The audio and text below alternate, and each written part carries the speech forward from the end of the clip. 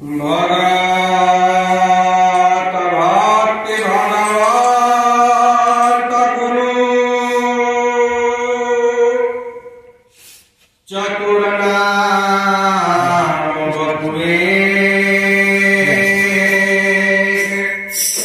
इनके पद वंदन किए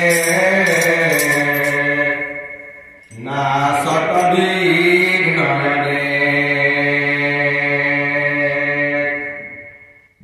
एक घड़ी आधो घड़ी जय हो जय हो। आधो में पुनियार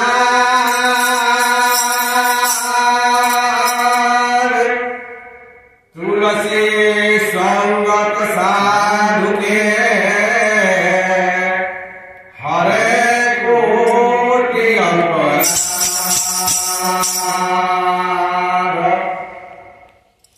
हम सब मानव तन में हम कल भी बोले थे आज 2023 का अंतिम दिन है। आज 12 बजे रात्रि में 2023 विदा हो जाएगा।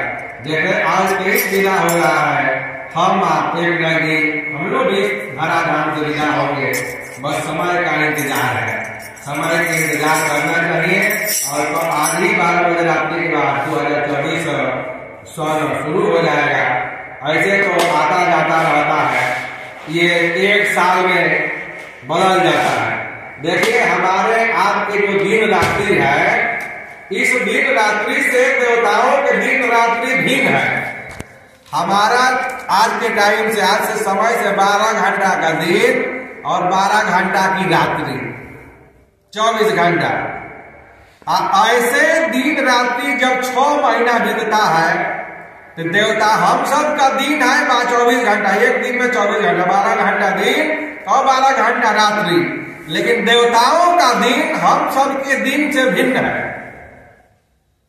हम सब से दिन से भिन्न देवताओं का दिन जो है साल में एक दिन और एक रात्रि। हम सब जो 365 दिन होता है एक साल में, वो 365 दिन में देवताओं का एक दिन एक रात्रि होता है। 6 महीना का दिन और 6 महीना का रात्रि, और उससे भी बड़ा है। और इसके लिए श्रीमद् भागवत को जाना पड़ेगा।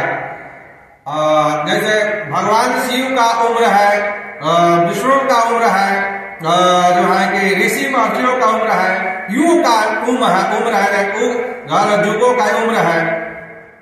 और जैसे चारों युग 1000 बार बीतता है तो ब्रह्मा जी का एक दिन होता है, और 1000 बार बीतता है तो एक रात्रि होता है।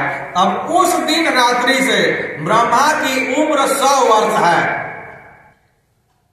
ब्रह्मा जी मरते हैं, उस दिन रात्रि से ब्रह्मा जी की उम्र जो है 100 वर्ष है। किस रात्रि से चारों युग 1000 बार बीतेगा तो एक दिन, 1000 बार बीतेगा तो एक रात्रि। और उस भी दिन से बड़े दिन होता है किसको? जो भजन करता है उसको। लोमस ऋषि के दिन में रोमस ऋषि के आया कि लोमस ऋषि जो है, बाबा रामायण काल में आया कि लोमस ऋषि जो थे, लोमस ऋषि के दिन ऐसा होता है कि लोमस ऋषि के एक दिन और एक रात्रि में, माने एक दिन एक रात्रि में 2 ब्रह्मा बदल जाते हैं। बोलो सियावर रामचंद्र की जय। जब 100 वर्ष की उम्र ब्रह्मा की मृत्यु होती है तो लोमस ऋषि अपने शरीर के एक रोआ तोड़ के जमीन पर गिरा देते हैं, इसलिए उनका नाम लोमस पड़ा। जे आई बा वो जाई, जे आई आज गई बा वो आई, रेस्टोरेंट आई बा गई बा उहे बात जे भजन कली उहे सार्थक। मानो तनबा ये चमड़ा कोनो काम के नहीं है, मुंह कौन हाथी के चमड़ा काम में आ जाई, कौन बकरा के चमड़ा काम में, मानो का चमड़ा कोई काम में नहीं आएगा। हाथी का हड्डी काम में आ जाएगा, मनुष्य का हड्डी कोई काम में नहीं आएगा। हाथी का दांत काम में आ जाएगा, मनुष्य का दांत कोई काम में नहीं। बस एक ही है, जो भजन कर लिया वही है। एक गुरु चेला एक गांव में रहते थे और गुरु जी का उम्र काफी लंबा, चाहे वो जंगल था, चेला का उम्र बहुत कम था, वो जो है कि दुबला पतला था। गुरु जी से चेला ने पूछा कि महाराज ये बताइए, हम लोग सुने कि भगवान ऐसे ही आते हैं, उनके पास आए, उनके पास आए, उनके पास आए, तो हम सब के पास क्यों नहीं आए? हम लोगों के पास भगवान क्यों नहीं आए? किस उतना ऋषि महर्षि साधु संत जोगी जति सती के पास गए और हम सब के पास भगवान क्यों नहीं आए? गुरु जी बोले कि बेटा बात तुम्हारा तो सही है, आप भी भजन करते कई साल बीत गया। अब भजन करने वालों को न भर पेट भोजन मिलेगा, न भर निद्रा मिलेगा, न सुख मिलेगा, व्यस्त रहना है, मस्त रहना है। गुरु जी ने बोला कि बेटा तुम्हारे सवाल के जवाब हम कल सवेरे देंगे ब्रह्म मुहूर्त की बेला में। और रोज की भांति गुरु जी और शीश कमंडल उठाए गंगा जी स्नान करने के लिए गए और गुरु चेला साथी गंगा जी में घुसे। गुरु जी ने जो है चेला को जल में ही पकड़े गर्दन और दबाए जोर से पानी में, जोर से दबाए, उसमें चेला बौखला रहे, प्राण निकल गया। अब चेला ऊपर आने के लिए छटपटा रहा है और गुरु जी दबाए हैं और चेला मार शरीर पीट रहा है, उसी में शरीर पीट रहा है, लेकिन गुरु जी का वजन था। जब एकदम गुरु जी ने देखा इसका प्राण निकल जाएगा, बस छोड़ दिए तो ऊपर आके चेला खड़ा हुआ, बोले कि महाराज आप गुरु है कि हत्यारा है, हाय हाय फलान है ठेकान, हमारा जो है प्राण निकल जा रहा था। बोले कि बेटा अभी तुम्हारा जवाब देना था। क्या है? आप जो हमको कल शाम को प्रश्न पूछे थे कि भगवान हमारे पास क्यों नहीं आए, सबके पास आए। भगवान तो दयालु है, कृपालु है, करुणा सिंधु है, उनका एक ही नाता है, भक्ति का नाता। तो आए क्यों नहीं? इसलिए हम आपको बुलाए थे कि जब हम बुलाए थे तो आपको कैसा लगता था? बोले कि महाराज कैसा हूं, प्राण बचाना चाहता था, प्राण, अब लोग मृत्यु ही हो जाते, थोड़े प्राण निकल जाता। बोले कि इतना वियोग से प्राण के बचाने के लिए जितना तुम बेचैन थे, जितना तुम जो है कि व्यस्त थे, जितना तुम है कि एकदम निमग्न थे कि कैसे प्राण बचे, उतना प्रेम के साथ जब याद करोगे तो भगवान तुम्हारे पास आए। बोलो सिया रामचंद्र की जय। तो बोले कि प्रमाण, बोले प्रमाण हमारे पास बहुत है। तुम ऐसा करो, आओ से भजन छोड़ो, माला मत घुमाओ, हवन मत करो, हम जहां जहां भेजते हैं वहां जा करके देखो वहां भगवान गए कि नहीं गए। चेला को अपन उपदेश दिए गुरु जी, अब भजन के माध्यम से चेला जो है कमंडल उठाया और जहां जहां भेजे वहां वहां गए चेला ने। तो इस भजन है कि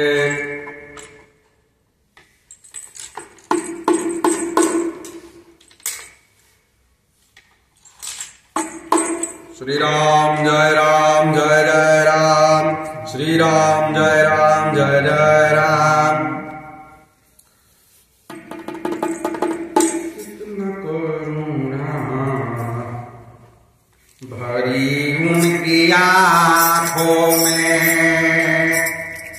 करुणा सिंधु है, भरी उनकी आंखों में है कितना करुणा, ये जाकर सुदामा भिखारी से पूछो, भरी उनकी आंखों में है कितना करुणा, जाकर सुदामा भिखारी से पूछो। परमात्मा चरणों की राज में,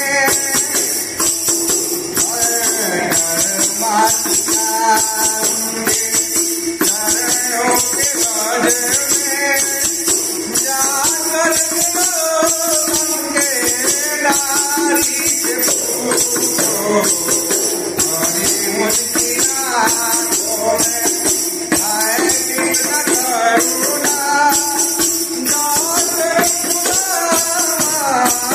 भिखारी से पूछो। एक बार भगवान के सामने सलेंडर ही मार जाए, हजारों अपराध करने के बाद एक बार सच्चा मन से सलेंडर मार जाए, भगवान अपना लेते हैं। प्रमाण बात